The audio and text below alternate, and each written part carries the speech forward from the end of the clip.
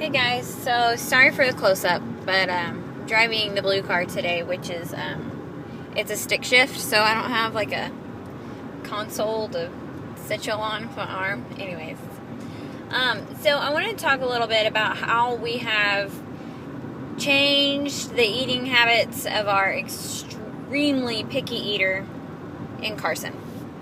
Now, Carson is 5.5, and he has always been very picky about textures, new things.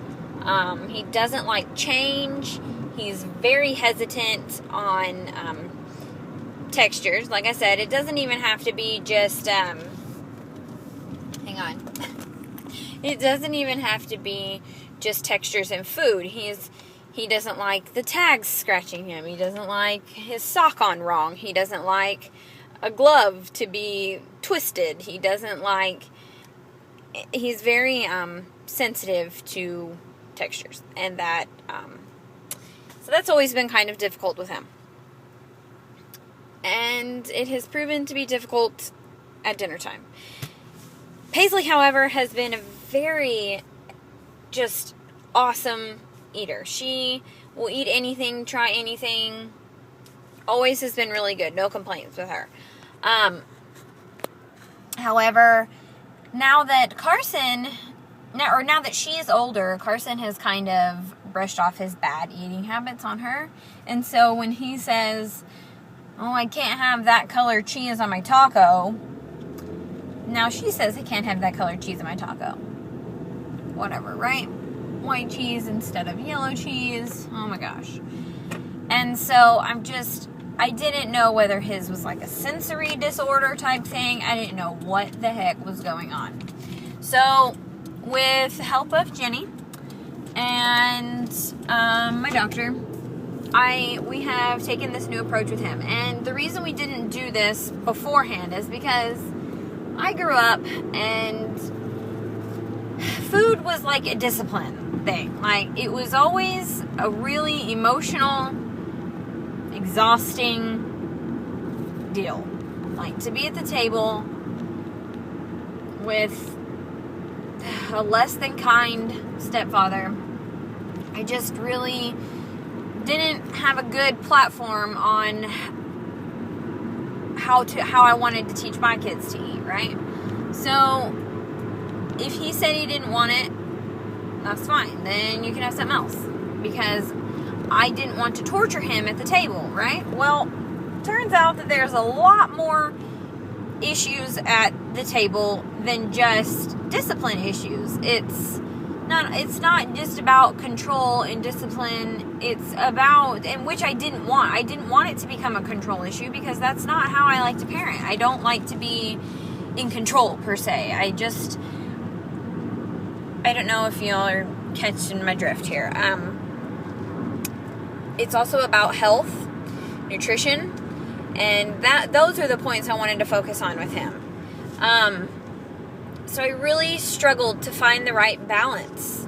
Something to where it wasn't upsetting to him at the table. I don't want him to associate negative feelings toward the dinner table or food. So here's the basis. Here's the rules. You don't have to eat what's served for dinner. That's not my problem. You don't have to eat it. But there's no crying at the table. You can cry in your room and be upset about what's for dinner. But there's no crying at the table. But you don't get to eat until breakfast.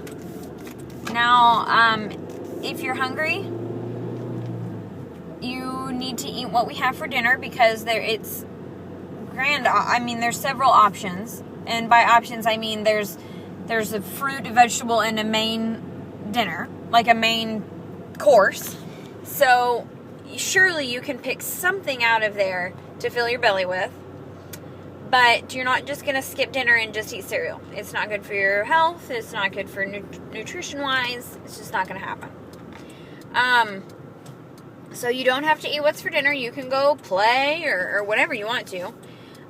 But you can't cry at the table, and you won't get dessert or snacks, and therefore the next meal's breakfast. And it was really tough on him the first 2 nights, really the first week that we did it. And I tried to go easy on him. I tried to make meals that I know he would eat and that I know he would be okay with. And if he chose to eat them, great. If he didn't want to, fine. Now, in this process, he's learned that there is things that he likes that may be ugly, but he will eat them. And it's been so much nicer. It has been so much nicer at dinner time. He'll either come to the table and say, no thanks, and he'll go on about his business and not say another word until breakfast. Or he'll be like, man, I'm really hungry. Maybe I should just try a bite, Mommy. Like, yeah, maybe you should. And then he'll try it and be like, oh, I like this. This doesn't taste nasty.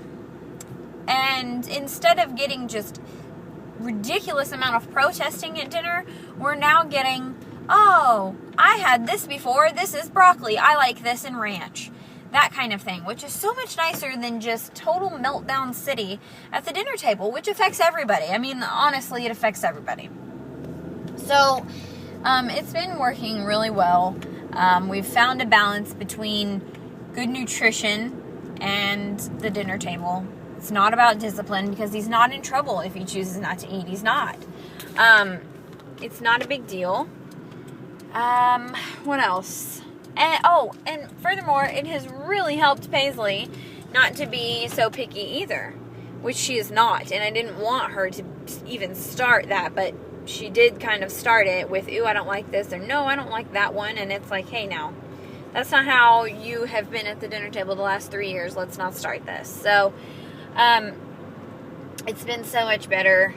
So much better. So, any questions about that? And, it kind of reminded me of, Megan with her daughter Layla with the French way of eating, with the no snacks and that type of thing. And if I was a stay-at-home mom and had him all day long and my rules were the only rules that applied, I would so be doing that.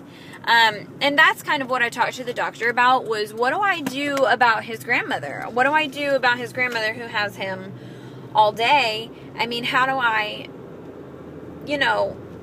separate it? And he was like, well, if you can't get the grandma on board, which sometimes you can't, because let's be honest, grandmas like to spoil. You can always just make your rules at home, and that's the way it's going to be, period.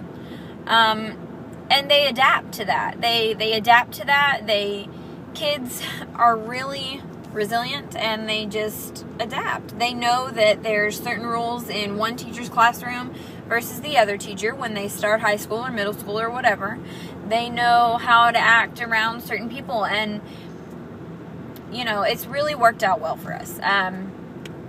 I wish that I could be have the only set of rules for him, and we're slowly working toward that. Eventually, I'd like my job at the birth center to be the only job that I have. And that will allow me more time with the kids at home.